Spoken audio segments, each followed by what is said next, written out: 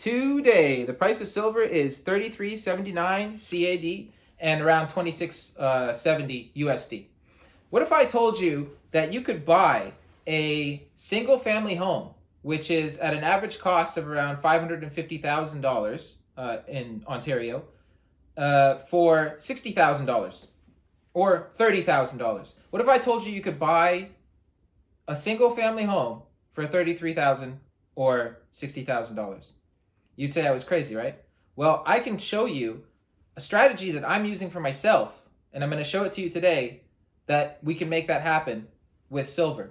Now, this very thing has happened 3 times over the past 100 years, and today I'm going to go through a few charts with you and show you the times that happened, the latest being 1980, when you could buy a single family home for 2,000 ounces of silver. Now, 2,000 ounces of silver today costs you around $67,000. That's as of today.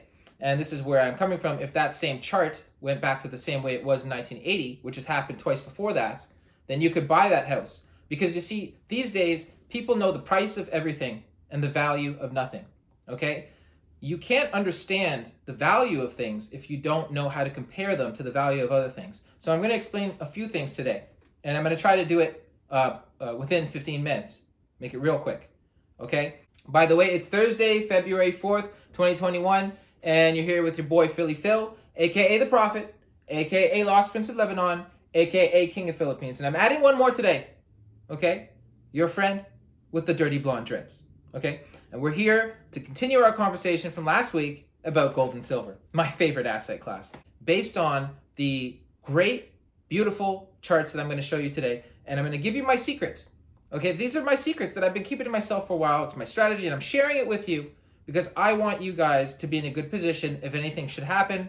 Like as we predict, the economy is going to go through a really rough time, and you want to put yourself in the best position as possible, because if something like that happens and you do benefit, you're going to come back to me and say, yo, Phil, thank you so much, man. Thank you. I really appreciate what you did. Phil, I'm going to break you off a little something because, you know, I've been making some money. And I'm going to say, all right, thank you very much. Thank you very much. So let's get down to business. Last Thursday, when I made this episode about gold and silver, it's really on nobody's radar. And I know that, especially the people that I know.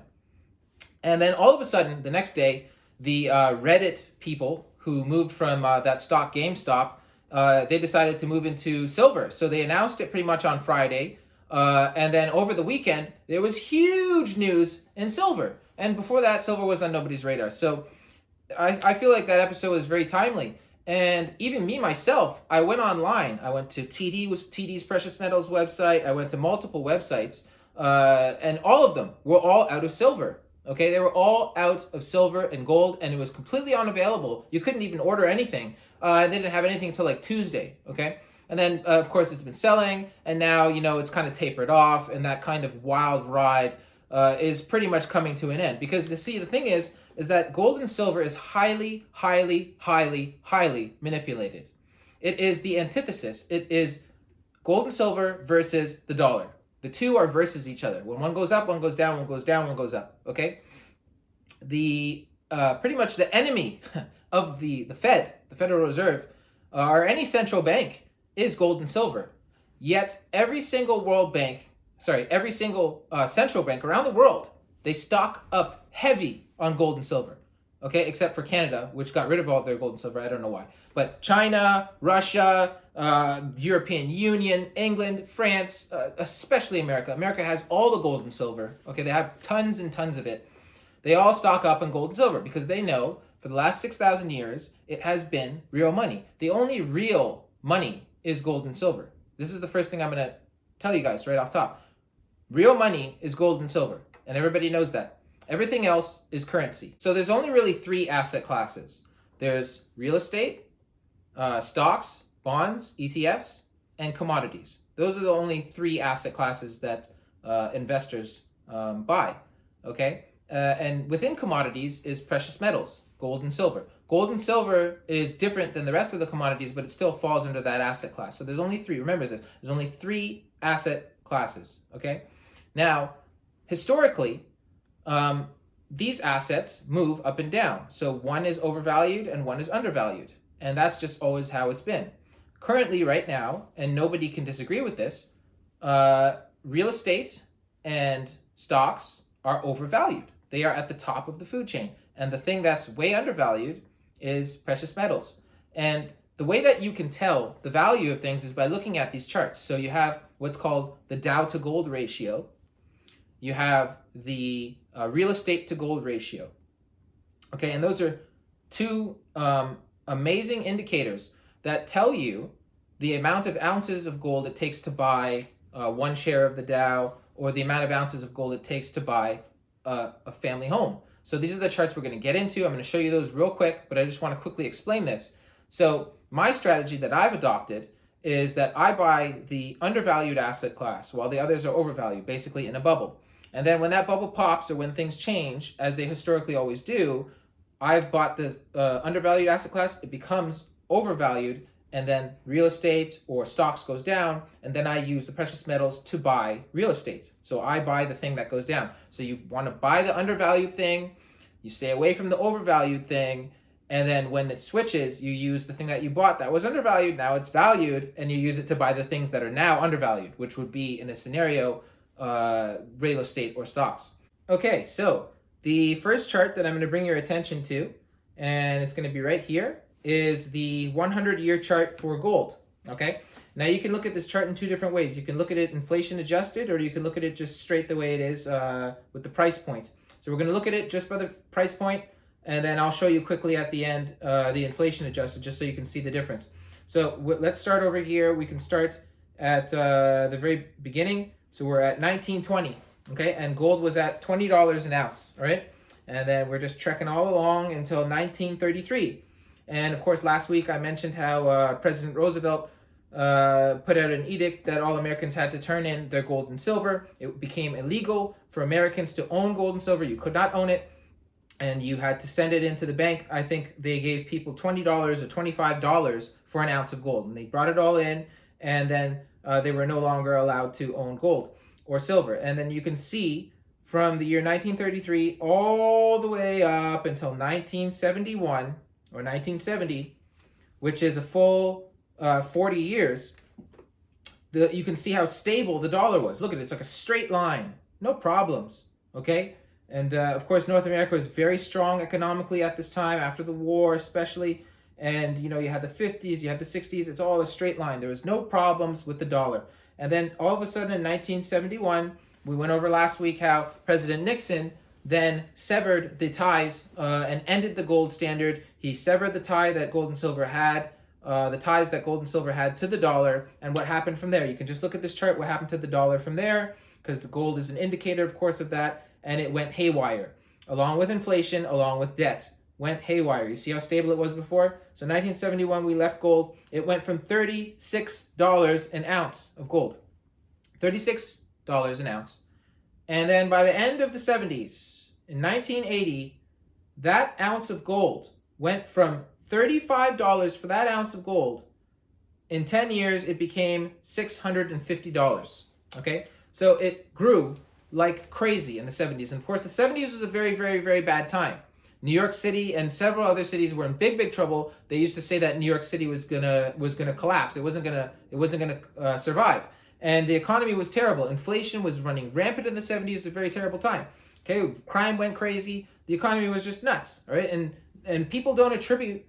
People say all kinds of things about Nixon, but people don't attribute the worst thing that Nixon did. Okay, the worst thing he did was sever the gold and silver standard. But anyways, he's probably got all kinds of hands behind him forcing him to do that. But we went over that last week. So let's just see here. So 1975, January 1st, 1975, it became legal for Americans, and I think Canadians too, to own gold and silver again. And by that time, it was all the way at $178 an ounce. All right, so people who were smart enough to buy gold and silver as soon as it became available, they were able to benefit massively, because 5 short years later, the price of gold had tripled. Okay, it had tripled. So that was an excellent time to use the ounces that you had to go into what was the undervalued asset class, which was real estate. The most valuable asset of the 70s, the entire decade, was precious metals. Okay, it was the most valuable asset. It was in a runaway. It was going straight to the top. everybody knew that that was the winner, okay? Real estate had gone down and stocks had gone down. In the whole of the 70s, nobody wasn't paying any attention to stocks because they were doing bad, and real estate was doing bad. People lost lots of money. The only thing that was doing really good was precious metals. Things work in cycles, okay? So from 1980 all the way for the next 20 years, we had stocks become overvalued again. They started going up, and then precious metals went down. So the cycle happened. And for the next 20 years, from 1980 all the way till the year 2000, gold went from $600, $650 in 1980, all the way down to $250 at the turn of the century. So the year 2000, gold went from 600 in 1980, and then it went down to 200 in the year 2000. Okay, that was just 20 years ago, where you could buy an ounce of gold for $200 or $250. Crazy, all right? And then what happened in 2001 was the dot-com bubble, all right? Which is, again, stock market crash. It was huge news. If you don't know what it is, you can research it. It was called the dot-com bubble. People lost so much money, and that was a stock market crash. So then what happened over the next 10 years? Again, from 2001 to 2010, 2011, gold went from $200 an ounce in the year 2000, and it ended in 2011 at $1,600. Okay, $1,600. So again, people who had lots of, or like some ounces of gold in the year 2000, if you had, let's say, 40 ounces of gold, right? In the year 2000, it was only $250 an ounce.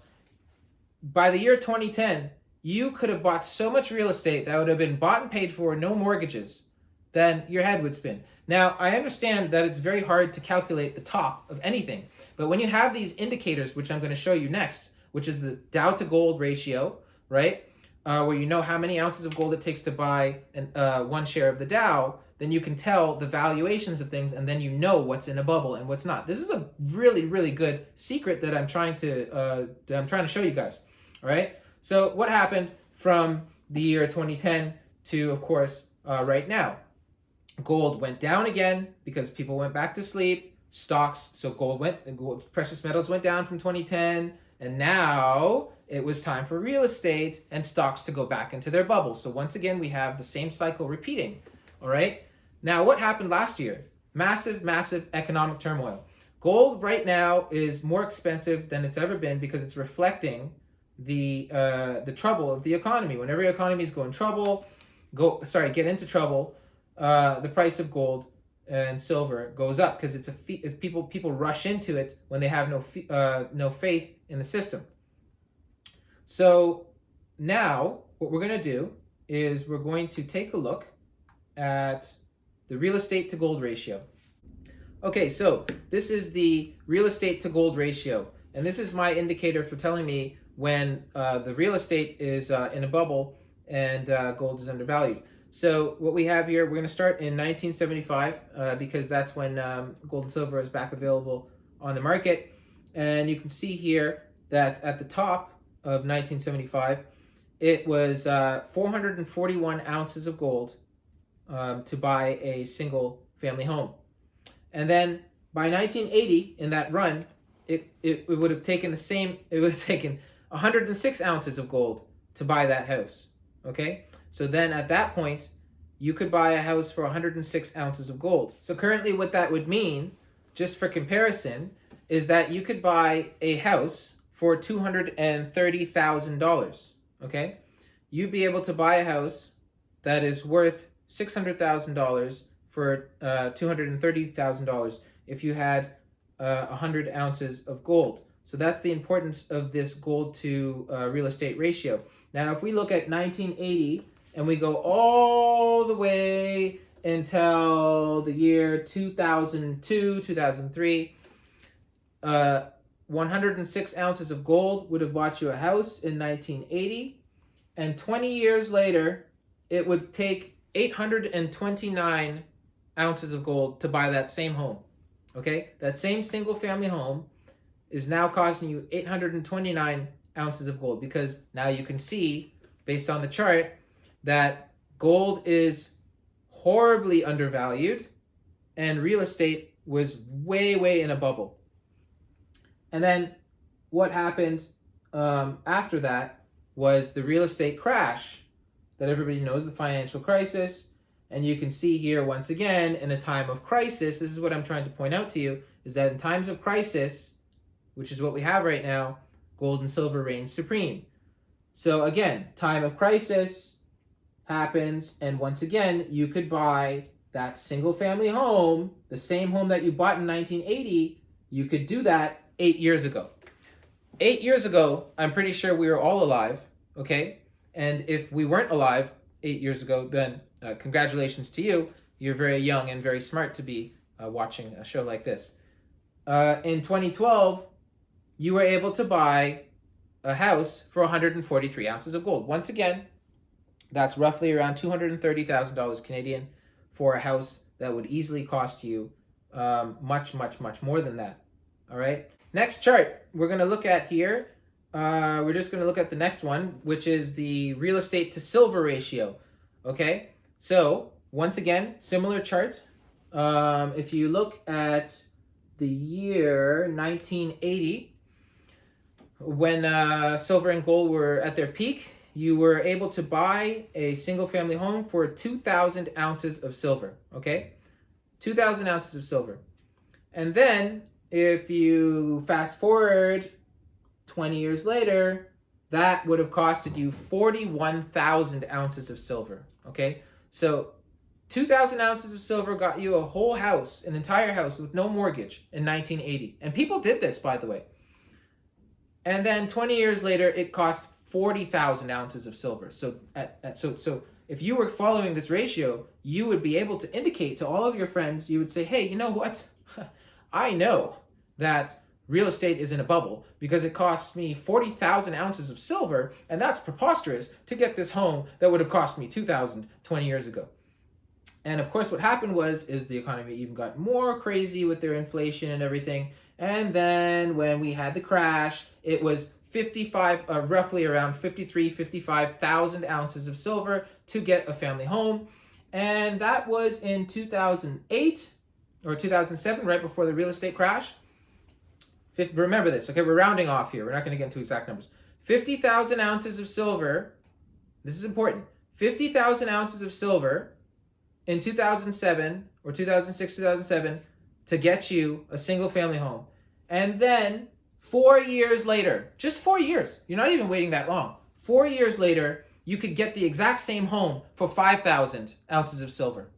So if I had even 1,000 ounces of silver or 500 ounces of silver, that's enough for a down payment on a home. You don't have to buy the home outright. You can just have 500 ounces of silver, which would cost you $16,000 or $17,000 right now. You can have $16,000 or $17,000 right now, which is like 500 ounces of silver, and then you could wait for this chart to repeat itself, which seems to be, in my prediction, happening very soon, and then you could have a down payment of a house. How balling would that be for you to walk up to the bank with some silver, like you're in the 1800s, and say, bam, this is my house now, okay?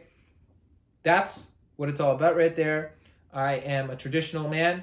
And I'm telling you, one day I'm going to walk up to the bank and I'm going to drop some gold and silver on the counter, and they're going to go crazy, and I'm going to be that guy who bought a house for gold and silver, okay? And you can be that guy or girl too, or other, and you'll be a very happy person. So I just want to go through this again because this is hilarious to me.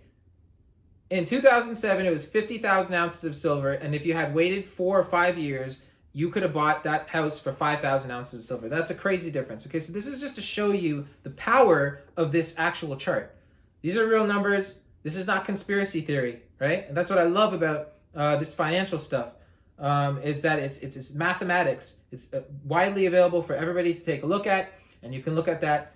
And it's all going to be available in the description below the video. So let's move forward to another chart here. I'll just show you some other charts really quickly.